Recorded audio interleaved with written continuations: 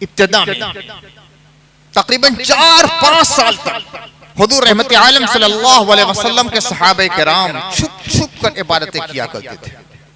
پہاڑ کی گھاٹیوں میں جا کر چھپ کر عبادت کرتے تھے. چھٹے یا ساتویں مسلمان حضرت ارقم، چھٹے یا ساتویں مسلمان، صرف 16 سال عمر. اللہ نے ان کے سینے کو قبول حق کے لیے کھول دیا تھا. صرف 16 سال. ان کے والد ابو ارقم نابینا تھے، کافر تھے. 16 سال کی عمر شریف تھی، انہوں نے اسلام قبول کر لیا. چھٹے یا ساتویں مسلمان ہیں. ان کا مقام صفا پہاڑی کے مشرقی حصے میں ایک پتلی سی گلی کے اندر تھا. وہاں لوگوں کا آنا جانا کم ہوتا تھا.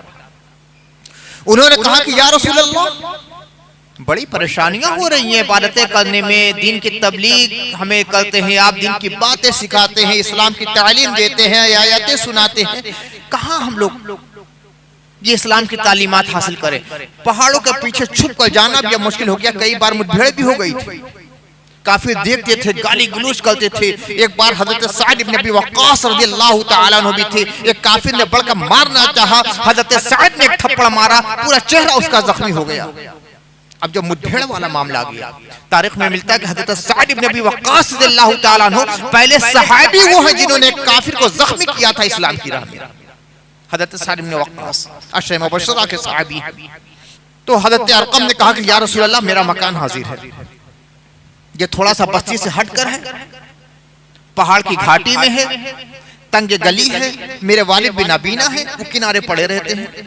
یا رسول اللہ، وہاں آپ لوگ تشریف لایا کر اسلام کی باتیں ہوں گے. اب حضور رحمت عالم صلی اللہ علیہ وسلم وہاں تشریف لے جانے لگے اور صحابہ بھی وہاں اکٹھا ہونے لگے. خصوصاً دوپہر کے وقت جب لوگ سو جایا کرتے تھے اور رات کے وقت جب لوگ سو جایا کرتے تھے تو صحابہ کرام چپکے چپکے وہاں حاضر ہوتے تھے اور نبی صلی اللہ علیہ وسلم لوگوں کو اسلام کی باتیں سکھایا کرتے تھے. اکثر دوپہر کے وقت اللہ کے نبی قیلولہ وہاں فرمایا کرتے تھے اور دین کی تبلیغ کرتے تھے. اس کا نام ہے دار ارقم. یہ اسلام کا پہلا مدرسہ ہے، یہ اسلام کی پہلی درسگاہ ہے، یہ اسلام کا پہلا جامعہ ہے. یہی وہ جگہ ہے جہاں حضرت امیر حمزہ نے اسلام قبول کیا ہے. یہی وہ جگہ ہے جہاں حضرت عمر بن خطاب نے اسلام قبول کیا. اسلام کی تاریخ میں اس مقام کی بہت اہمیت ہے. دار ارقم سب سے پہلی دانشگاہ، سب سے پہلی درسگاہ، سب سے پہلی تعلیم گاہ، سب سے پہلی دعوت گاہ یہی ہے. حضور رحمت عالم صلی اللہ علیہ وسلم نے اسے اسلام کی تبلیغ کے لیے منتخب فرما لیا تھا. بدھ کا دن تھا، رات کا وقت تھا.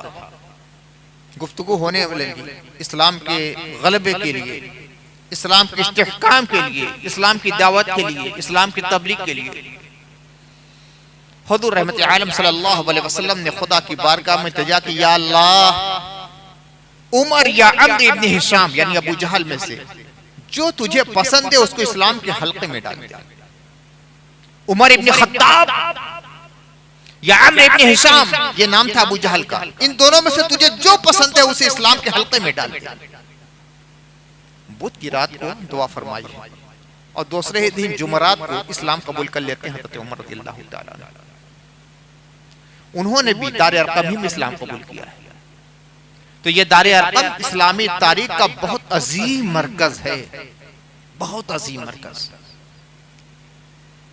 جب حضرت عمر رضی اللہ تعالیٰ عنہ نے اسلام قبول کیا تو صحابہ میں خوشی کی ایسی لہر دوڑ گئی ہے